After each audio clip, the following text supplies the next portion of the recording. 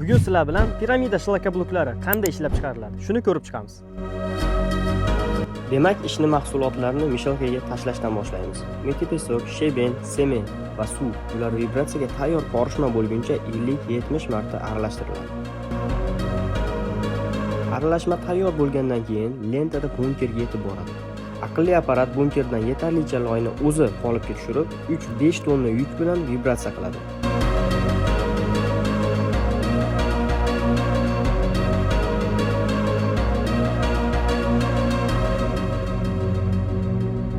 Shundan so'ng shlaka blok qurilish maydoniga yo'l oladi.